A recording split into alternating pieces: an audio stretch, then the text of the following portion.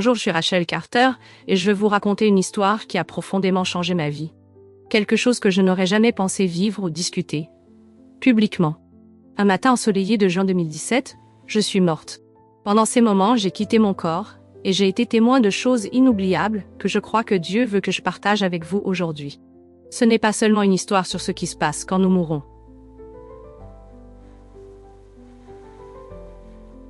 Bienvenue dans ce podcast normalien sur ce qui se passe quand nous mourrons. C'est une histoire d'amour, de rédemption et des plans incroyables que Dieu a pour chaque âme. Permettez-moi de commencer par vous parler un peu de moi. Je suis professeur de sciences dans un lycée d'une petite ville de l'Indianapolis.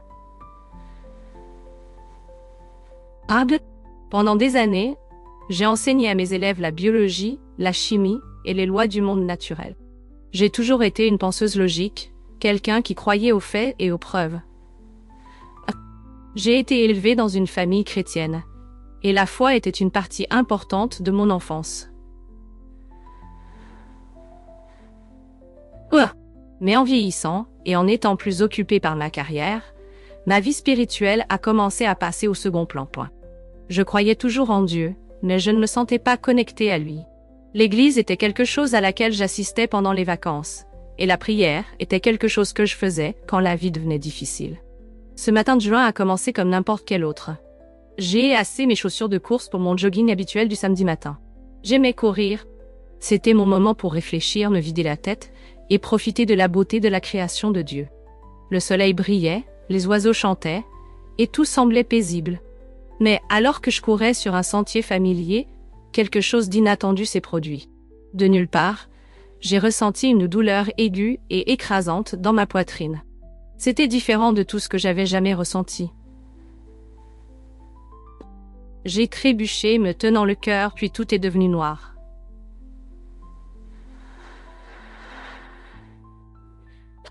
La prochaine chose dont je me souviens, c'est de flotter. Je pouvais me voir allongée sur le sol, complètement immobile. Un passant s'était arrêté pour m'aider et était au téléphone avec le 911. Je pouvais entendre des bribes de leur conversation frénétique et voir l'inquiétude sur leur visage. Mais voici la chose étrange. Je ne me sentais pas effrayée. Je ne ressentais ni douleur ni panique. Je me sentais calme, comme si j'étais tenue dans une bulle protectrice de paix. Alors que je flottais plus haut, j'ai vu les ambulanciers arriver. Ils travaillaient sur mon corps, faisant des compressions thoraciques et se donnant des instructions. Je me souviens avoir pensé, c'est mon corps, mais je n'y suis plus. Puis, j'ai remarqué une lumière au loin. Ce n'était pas juste une lumière brillante. Elle était vivante. Elle rayonnait de chaleur, d'amour et d'un sentiment de sécurité écrasant. C'était comme si la lumière m'appelait, me tirant doucement vers elle. En m'approchant, je suis entrée dans ce que je ne peux décrire que comme un tunnel.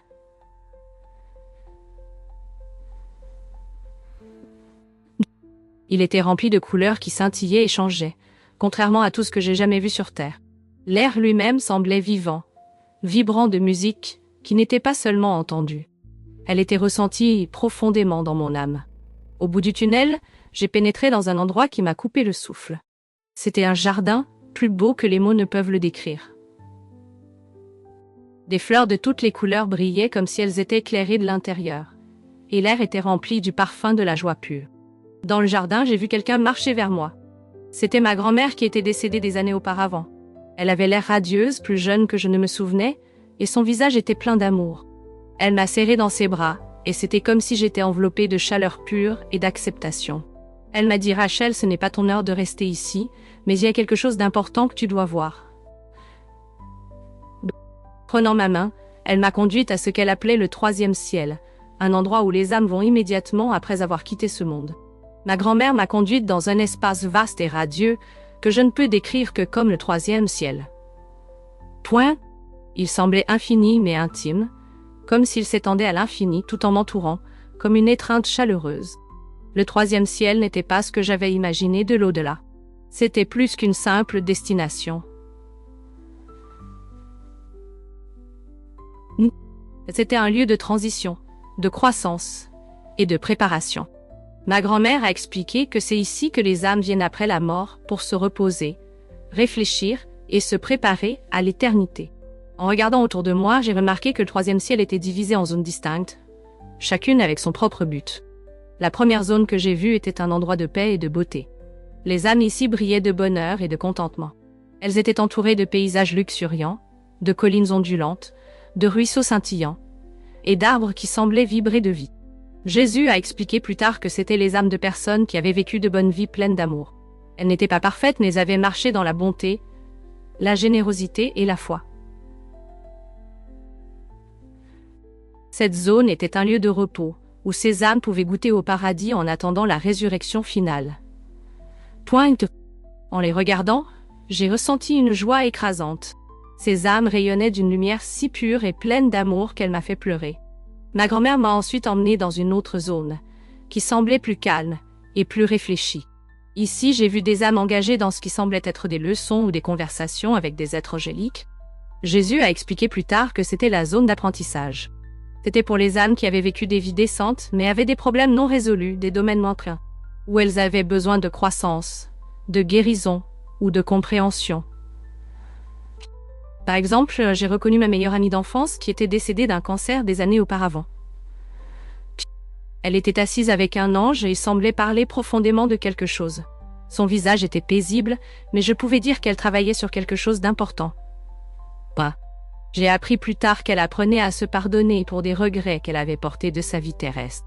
Les anges dans cette zone n'étaient pas là pour juger, mais pour guider, pour aider ces âmes à se rapprocher de l'amour parfait de Dieu. Enfin, ma grand-mère m'a conduite à la partie la plus sombre du troisième ciel. Cette zone était ombragée, mais pas de manière effrayante. Elle semblait lourde, comme si les âmes ici portaient des fardeaux trop lourds à supporter. C'étaient les âmes de personnes qui avaient vécu des vies égoïstes ou nuisibles, rejetant l'amour et la bonté. Elles n'étaient pas torturées ou punies.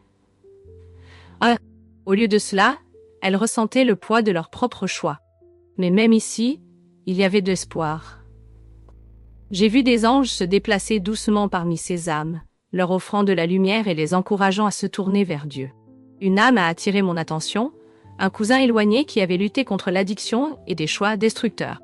Il avait l'air si perdu, mais je pouvais voir les anges lui murmurer, lui rappelant qu'il n'était pas trop tard pour se tourner vers la lumière. Jésus m'a dit plus tard, même dans les endroits les plus sombres, mon amour s'étend. La rédemption est toujours possible, mais elle nécessite un choix. Alors que nous traversions ces zones, j'ai soudainement ressenti la présence la plus incroyable.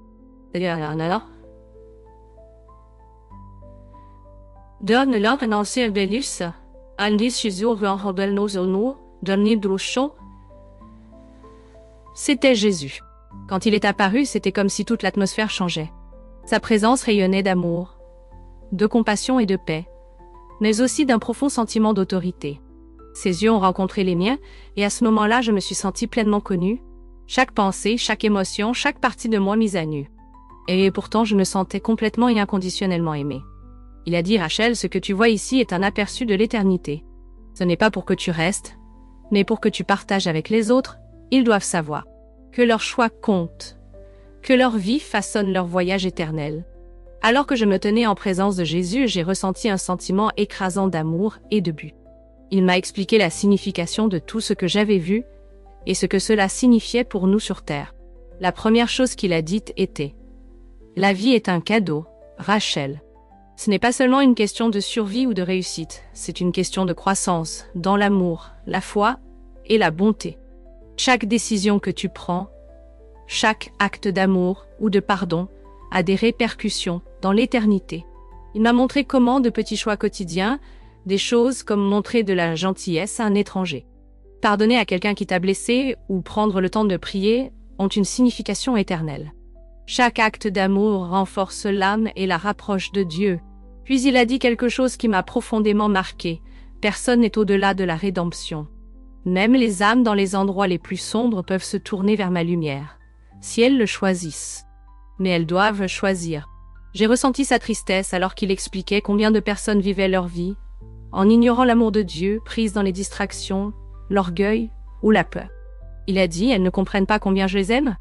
J'ai tout donné pour elles, mais elles doivent accepter mon cadeau. Jésus m'a ensuite montré quelque chose qui a rendu tout encore plus clair.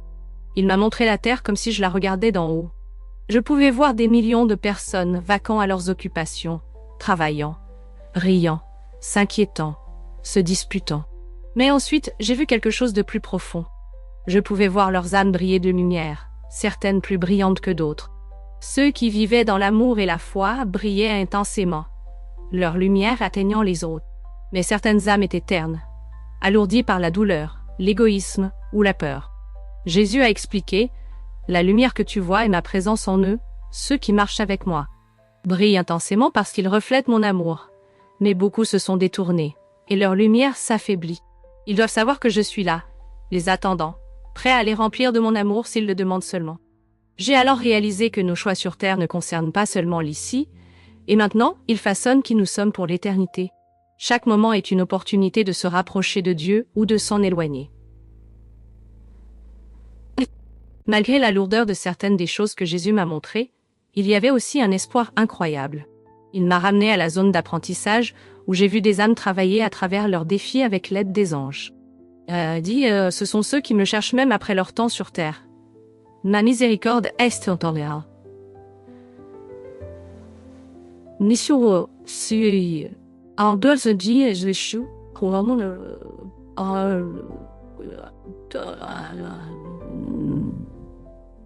Infini, et je guiderai toujours ceux qui se tournent vers moi.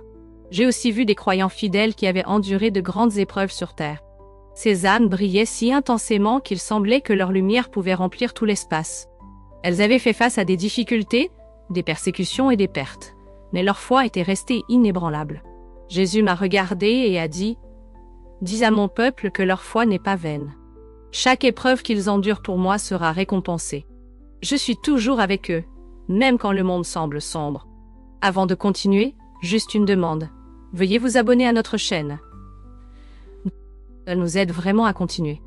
Avant de continuer, juste une demande. Ça nous aide beaucoup à continuer. Alors que mon temps dans le 3e ciel touchait à sa fin, Jésus me regarda avec à la fois de l'amour et de l'urgence. Il dit: « Rachel, ce n'est pas encore ton heure de rester. Il y a encore beaucoup à faire pour toi. Tu dois retourner et partager ce que tu as vu. Dis-leur que l'éternité est réelle et que mon amour est plus grand que tout ce qu'ils peuvent imaginer. » Il a posé ses mains sur mes épaules et j'ai senti sa paix m'envahir. Il a dit: « N'aie pas peur de dire la vérité. Beaucoup la rejetteront, mais certains ont besoin de l'entendre.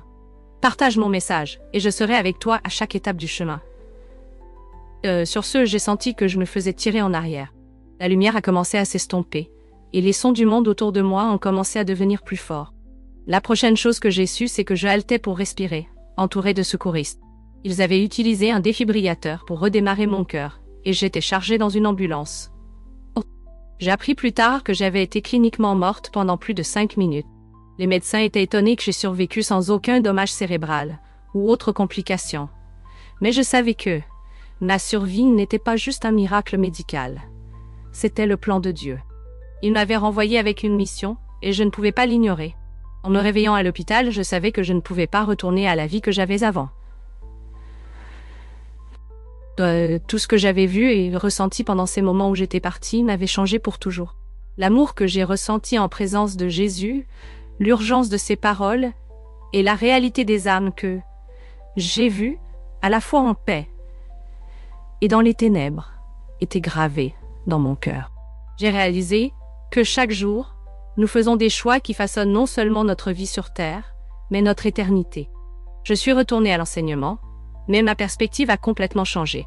Chaque élève, chaque collègue, chaque personne que je rencontrais, je les voyais moins comme plus que de simples personnes. Je les voyais comme des âmes, chacune portant le potentiel de refléter l'amour de Dieu. Ce n'est pas facile de partager mon histoire. Certaines personnes ont été sceptiques, tandis que d'autres ont été profondément touchées, mais je continue parce que je sais que Jésus m'a renvoyé pour une raison. Ces mots pour moi, dis-leur à propos de mon amour, résonnent dans mon esprit chaque jour. S'il y a une chose que je veux que vous reteniez de mon histoire, c'est celle-ci. Vous êtes aimés plus que vous ne pouvez l'imaginer. L'amour de Jésus pour vous est infini. Et il attend toujours que vous vous tourniez vers lui. Les choix que vous faites comptent, chaque acte de gentillesse, chaque moment de pardon, chaque fois que vous choisissez d'aimer au lieu de haïr, vous vous rapprochez de Dieu. Et même si vous avez fait des erreurs, il n'est pas trop tard. L'amour et la miséricorde de Jésus sont plus grands que tout ce que vous avez fait. L'au-delà est réel. Le paradis, l'enfer et le troisième ciel, ce ne sont pas juste des concepts. Ce sont des destinations, et votre vie ici façonne où vous passerez l'éternité. Je veux vous demander quelque chose. Êtes-vous prêt? Vivez-vous votre vie en pensant à l'éternité? Si vous n'êtes pas sûr, prenez un moment maintenant pour réfléchir.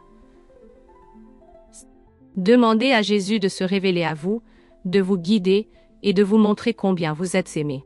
Si mon histoire a parlé à votre cœur, je vous encourage à la partager avec quelqu'un qui pourrait avoir besoin d'espoir aujourd'hui. Veuillez aimer cette vidéo, vous abonner à cette chaîne et laisser un commentaire ci-dessous. Commençons une conversation sur la foi, l'espoir et l'éternité.